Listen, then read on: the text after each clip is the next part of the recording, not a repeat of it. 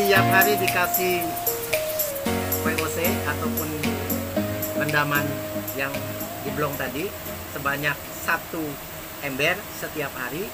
Kemudian kita tebar benur. Nah, tebar benur di sini seperti biasa ya. Di sini tidak pakai alat yang namanya conical tank yang canggih. Ini hanya ambil plastik, kemudian dicemplungkan di kolam untuk penyesuaian suhu.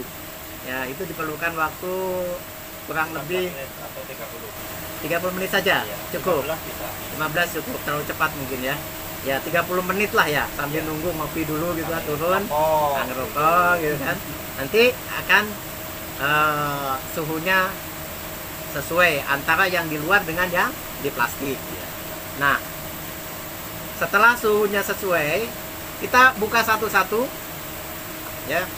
Kemudian diadaptasi untuk penyesuaian salinitas. Dia dicipratin air ya. Sebelum dibuka mungkin cipratin air dulu mungkin supaya lebih cepat suhunya sama. Nah, ini saya yakin bapak-bapak udah jago semua lah ini ya. Nanti kalau udah ngebul, kita buka, terus kita kasih air. Tadinya itu biasanya saya pakai itu satu gayung. Satu kantong plastik. Satu kantong plastik, satu gayung. Ya. Kemudian ada satu obat yang tidak bisa kita sebutkan namanya, ciprat tetesin ya, 2 tetes ya atau berapa? Kita kadang 5 tetes. Oh, kadang-kadang ya karena murah itu obatnya itu. Jadi bukan 1 tetes, 2 tetes lagi dikocrotin. Ya, sekian cocrot ya. Itu bagus sekali untuk menstimulus jadi merangsang udang untuk aktif ya, kemudian memberikan udang itu juga lebih sehat ya. Dan memang produk itu nggak saya sebutkan namanya, tapi panjenengan sudah tahu apa itu ya. Silakan dicari sendiri. Itu bagus sekali ya sebelum ditebar pakai itu. Nah, setelah terbuka, kemudian dikasih air sampai berapa gayung tadi? 1 gayung. Udah kelihatan udangnya aktif, mau keluar sendiri, baru ditebar. Ya, ditebar. Jangan membuka plastik terlalu lama, ingat. Jangan membuka plastik terlalu lama, karena oksigen yang di dalam akan menguap sehingga bisa drop. Kemudian ditinggal ya, setelah dibuka ditinggal ngopi dulu, tahu-tahu udang loncat-loncat. Itu bahaya, udangnya sudah stres, itu berarti udangnya sudah ya kalau stres bisa jadi terjadi kematian nanti di situ sebelum ditebar ya. Kemudian masukin hati-hati, kalau saya plastik tangan saya masukin ke belakang plastik ini, kemudian saya tarik itu biar semuanya itu kena set gitu kan. Kemudian plastiknya disimpan seperti itu. Penebaran benar seperti biasa. Kemudian yang selanjutnya pemberian pakan. Nah, karena pakan kita ini sudah dirangsang untuk pertumbuhannya di awal, maka untuk di 2 hari pertama tidak usah dikasih pakan dah Bapak ya. Nah, kemudian di hari ke-3 dan ke-4 itu kita bisa kasih per 100 ribunya adalah setengah kilo atau 500 gram ya, sebanyak 1 kali antara hari ke-3 dan ke-4. Kemudian hari ke-5 sampai ke hari ke-8 itu 1 kilo dikasih 2 kali. Kemudian hari ke-9 sampai ke-13 dikasih 1,5 kilo, dikasih 3 kali. Nah, kita bisa lihat di sana ya, ada ininya juga. Kemudian hari ke-14, 15, 16 atau ke-13, 14, 15, 16 itu dikasih 2 kilo per 100 ribunya sebanyak 4 kali.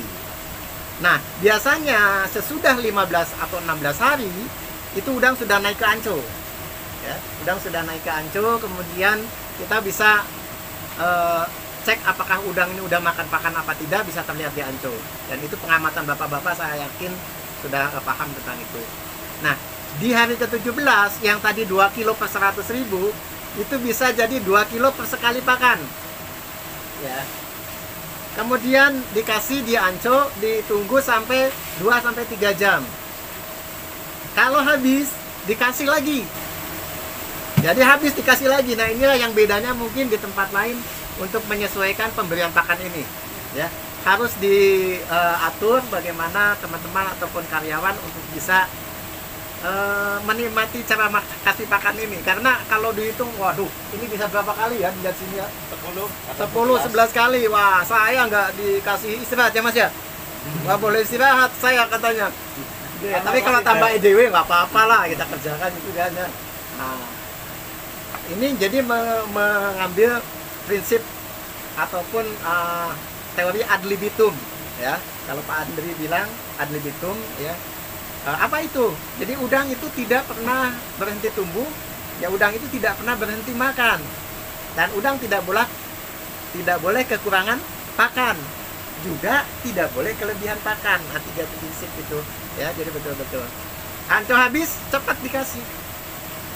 Tunggu lagi, kalau tidak habis, ya jangan dikasih pakan, tunggu sampai habis.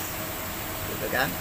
Nah, dengan pemberian pakan ini yang mungkin dikatakan ini sepertinya over, dan saya selalu ngerem beliau jangan terlalu banyak gitu kan ya, tapi justru bisa menekan FCR di sini. Berapa FCR nih sih? 1 banding 1,2 lah ya, bukan 1 banding 2 loh, beda loh. 1 dibanding 1,2 ya. Nah itu kalau 1,2 mau 1 kilo udang 2 kilo pakan. Oh bukan. Nah itu makanya 1,2. Yang paling menonjol itu kemarin 42 ton, itu dapatnya 35 ton udang. Nah itu jadi 42 ton pakan mendapatkan udang 35 ton ya. Jadi FCR kurang lebih 1 berbanding 1,2 ya. 1,2 jangan salah, jangan 1 banding 2, 1,2 ya. 1 udang 35 ton kan, kalau 1 pakan berarti kan 35 ton pakan. Kalau 2 berarti 35 ton udang, 70 ton pakan. Ya itu udah rugi itu ya. Jadi 35, 42 berarti 1 banding 1,2. Begitu bos ya? Itu DOC 86. DOC 86 ya. Size? Rata-rata kepala 3 sama 4. Oh. Mantap lah. Oke. Density di bawah itu biasanya kalau kita panen sekitar masih 80 per meter. Masih sekitar 40-an ya? Hah? Masih sekitar 40 ekoran. 80 per meter. Oh 80 masih ya? Oh iya masih tinggi ya? Tinggi banget. Itu kalau plankton itu malah taburnya. Oh iya, oke. Taburnya 80 per meter atau 100. Terakhir disisain? Sisain 40 kali. Oh, Biar kepala 4. Oke lah, kita akui lah. Kelebihan ini masih bisa menyisakan udang di bawah 80 ekor. Iya. Jadi misalnya kolam 1080 ekor berarti kan 80.000. 80.000 kalau 30 gram berarti dapat 2,4 ton. Iya. Oh iya. Berarti carrying capacity-nya masih 24 ton per hektar. Itu panen akhir.